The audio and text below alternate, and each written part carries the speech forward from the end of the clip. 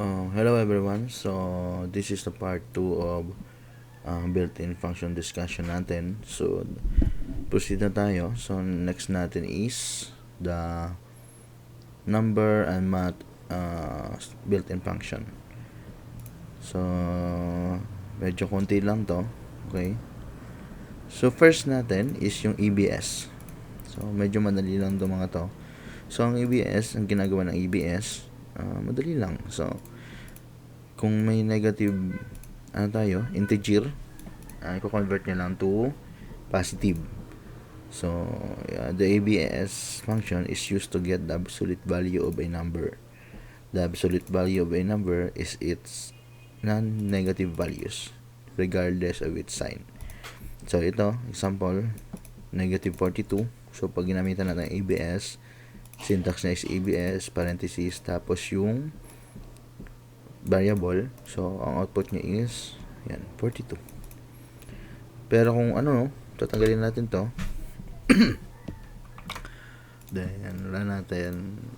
So 42 pa rin. Hindi siya mag-convert to negative. Hindi siya yung parang baliktaran na kapag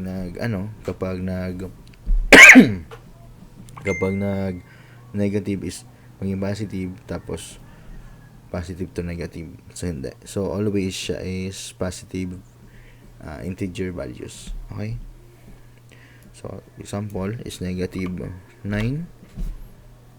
So pag input natin, 9 siya. So absolute value niya is 9. So yun yung EBS. Okay? Dali lang, no? Next natin is yung seal. So na-discuss na natin to last time sa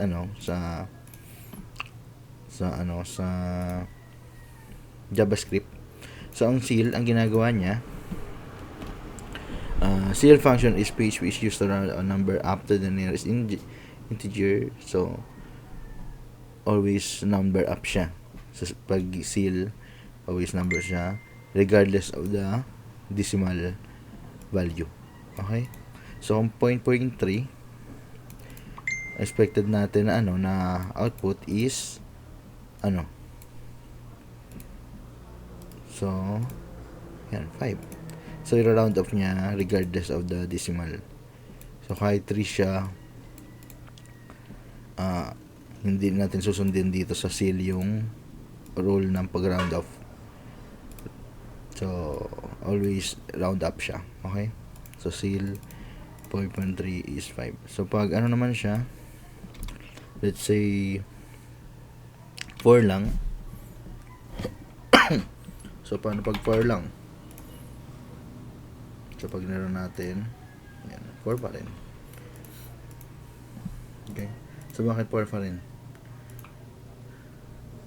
Kasi hindi naman siya hindi naman siya floating point number. So paano pag 0.41? Yan. Lagyan natin. So 4.1, maging 5 siya. 0.4 yung 0. Yun, lagyan natin 5.0. So pag naroon natin yung code, 0.4. So pag 0 is i-retain niya lang since na rin to, equivalent to a whole number. Okay? Hindi na siya decimal. Hindi na siya floating point number. So 1 to 9 lang. Okay, tama. So yun, tama. 1 to 9 lang yung kino-consider na mag-round up. So kunyari yan 4.9. So 5. So another example natin ng seal is negative. Okay, ito negative. So pag nira natin tong code, so meron tayong negative values na negative 0.7. Pag gumamit tayo ng seal ng value and built-in function, pag nira natin yung code, magiging is negative 7. Okay? So bakit negative 7 hindi negative 8? Sabi pataas daw. So bakit hindi naging negative 8? So always pag tandaan nyo, pag negative, ito basic basic rule pag kahit nung sa nyo pa high school o elementary. So, mas mataas ang negative 1 kaysa sa negative 10. Okay? So, yung example nyo. So, pag negative values, mas mataas yung mababa. Okay? So, kung iisipin mo mabuti, mas mataas tong negative 7 kaysa sa negative 7.8. Okay? So, kung negative 6.1, yan. So, wag nila natin yung code, yan, maging negative 6. Okay. So, next natin is yung floor naman. So, ano tong floor? So, kung yung seal is pataas, ito namang si floor is pababa. O kung makikita nyo, seal, ibig sabihin ceiling. So, nasa taas. Pag floor naman, yun, sa floor, sa baba. So, pag floor, yun lang tatandaan nyo. Pag floor is pababa yung pag-round off. So, dito meron tayong number na 4.7. Tapos gumamit tayo ng floor. So, pag nirano natin yan, maging 4. Okay? So, pag kunwari negative 0.43, so, pag nirano natin code, 4 pa rin. Yan. So, kung 5.7, yan. So, maging 5. So, i-round down niya. Okay? So, yung kabaliktaran ng seal. So, another example, alam ko is, negative pa rin. Ayun, negative nga. So, sa negative naman, expected natin is magiging, pataas. Okay? Kasi mas mataas yung, kung mas malaki yung number ng negative, mas mababa siya. Okay? Then, tawala natin yung code, negative 2.3. So, pag nilaro natin, magiging 3 siya. Okay? Kasi, sa negative values, ang negative 2.3 is mas mataas kaysa sa negative 3. Then, pag kunyari, tanggalin natin to. Let's say, negative 2.7. So, pag nilaro natin, yun, negative ka pa rin. So, yun yung seal at floor. So, next natin is yung sa round naman. So, dito sa round, dito nagkakaroon ng dalawa. So, dito sa round, dito nagkakaroon ng yung rule. So, anong rule natin? So, pag umabot ng 5, automatic round up siya. Diba? So, 4 to 1 is retain yung whole number. So, dito, meron tayong variable, 5.7, tapos gumamit tayo ng round function. Yan. So, pag nira natin, automatic magiging 6 siya.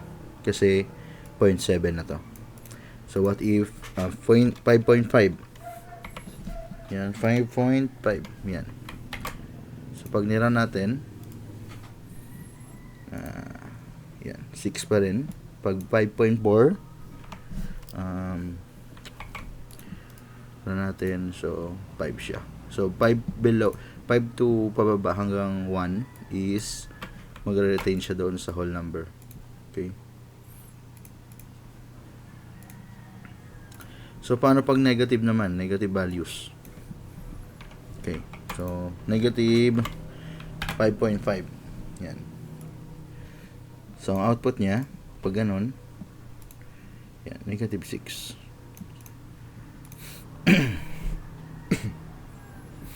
Then pag negative 5.6, yan. Then pag negative 5.4, yan. Yan. 5.5. So yan, magtataka kayo. Di ba kanina parang mas mataas yung ang tawag dito,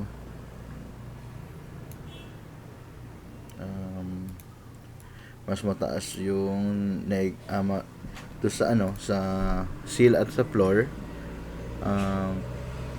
Kung mas mababa yung value ng negative values is mas mataas siya. Pero dito sa sa round naman, ang hindi niya inaano yung pinaka rule na yon. So nagbe-base lang siya dito sa decimal. Okay? So mapapansin nyo, yun, nag-retain siya sa 5.5. Okay, kaysa maging 6 siya. Okay? So parang sinundan pa rin niya yung rule ng positive numbers. Okay? So pag dito kunyari 5.4 siya, positive na. Yan, 5 pa rin. So halos same lang siya. So another example natin, ito naman, ito. So sa round, pwede ka mag-set ng kung ilang decimal places yung ilalagay mo. Okay? So like dito, meron tayong value. So kung pi, yung pi area ata. Ba? Then i-round natin yung value na to. Tapos dapat may 2 decimal places siya. Okay? So pag nira natin yung code, ang output niya is 3.14. So yan, 3.14. So what if itong dito sa 1 is gawin nating hindi pala. Ito is gawin nating 6 yan. Tama ba? Hindi. Dito pala. Yan. So pag ganyan, pag ginawa natin yung code, yun. So magiging 3.15 siya. Okay? So i-convert nyo muna, round before niya gawin yung 2 decimal places. So paano pag naman to? Okay. Yep. Sandali.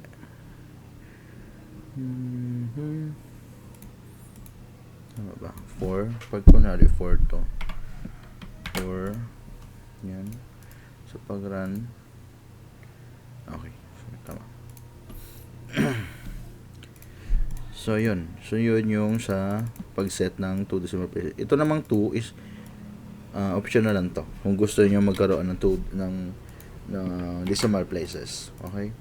So pero kung gusto niyo yun as is pa rin, so pag pwede niyo tanggalin yun, then pag run, so wait lang.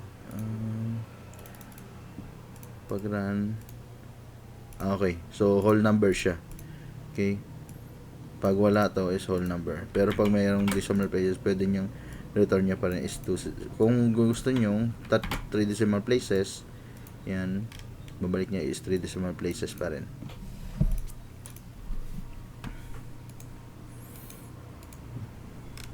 So ang next natin naman, so tapos na tayo doon sa mga round down, round up, tapos yung round na next natin is ito namang SQRT. So ito naman basically na siya, computation ng built-in function for computation ng square root.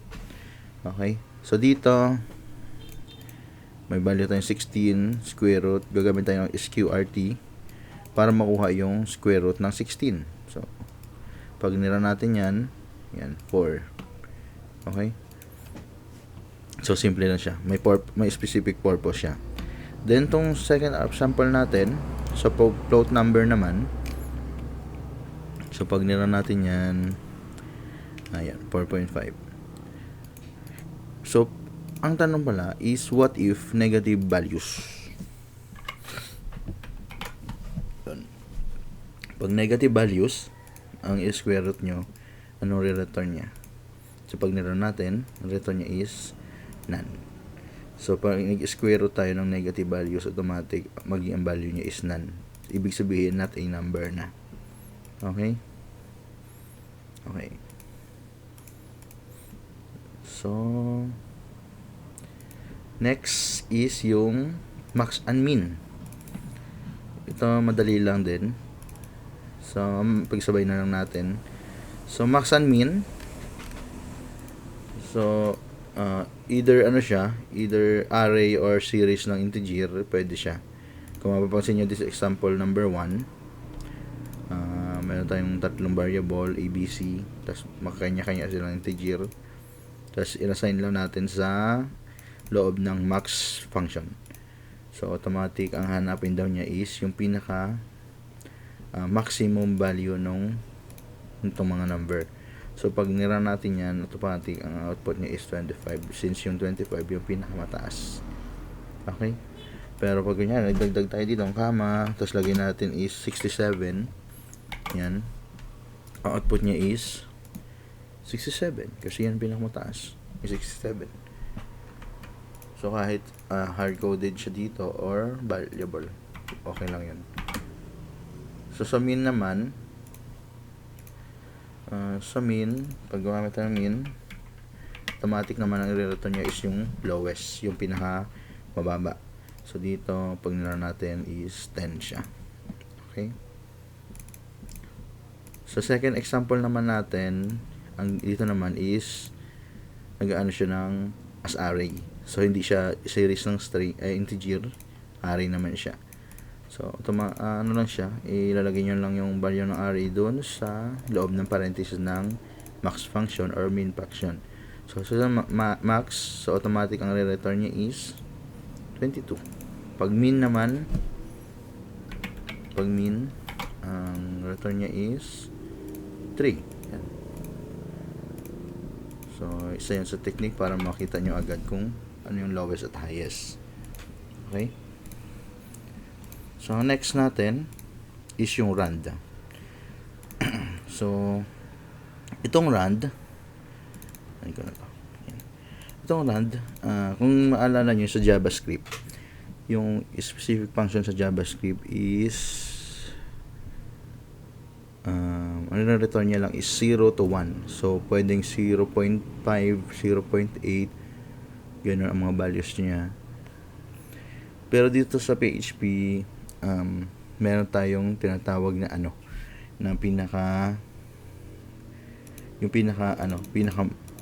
ang ni-return nito is 10-digit na number, random numbers. Okay? So, nakalimutan ko na yung yung kinukuha niya.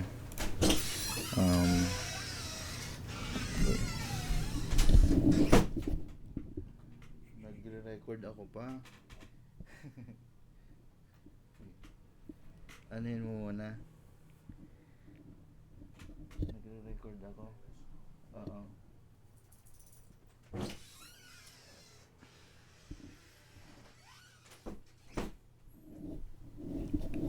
So, ayun.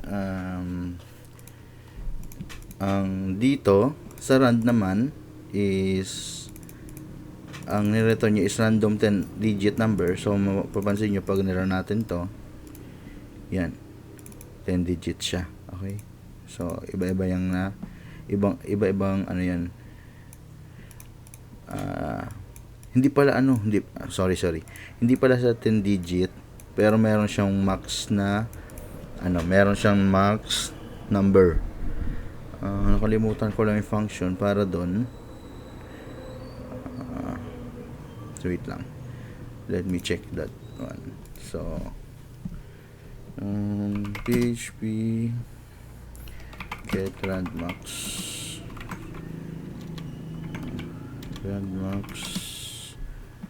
Ayun, tama ba? Okay, tama. So, yun pala, ito, mapapansin nyo, 9-digit lang siya.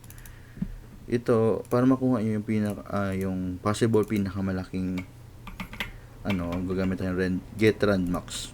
So, basically, hindi siya random. I-display niya lang yung pinakamataas na number. Okay? Iisa lang ang output niya. Yan. So, ito yung possible na pinakamataas na random numbers na matatanggap mo. So, pag niran ulit yan, same pa rin yun siya. So, ito is 10 digits. Tapos, pag sa rand naman, yan, random siya. Yan. Random. Yan. So, mapansin nyo. So, laging ganyan ang output niya.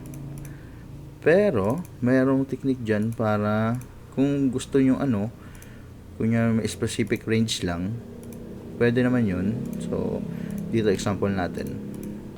Sa example natin, meron tayong variable dito ng min, kung ano yung pinaka-starting. Second is yung max, which is set natin sa 100. So ang gagawin nyo lang, rand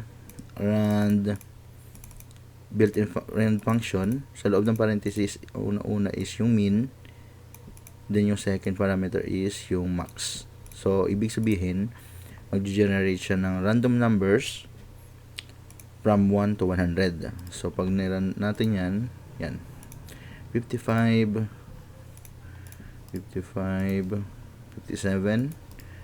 yan 15, 97, yan. So let's say 1 to 10 lang. So yan 5, 3, 10, 2, yan. So dyan lang siya. So pwede kayong maggawa ng random numbers from na may range. So kailangan nyo, so option na lang tong minimum at maximum numbers natin dito. Okay, so next, ayun pala, okay na. So yun yung natin, yung lahat nating nasa number or expression na built-in function natin. Okay, so yung meron tayong EBS, meron tayong ceil, floor, round, tas yung for square root is QRT, meron naman tayong max and min, then last is yung diniscuss natin is rand. So sa next natin video, susunod natin is yung type conversion. Okay, so proceed na lang tayo sa next video natin.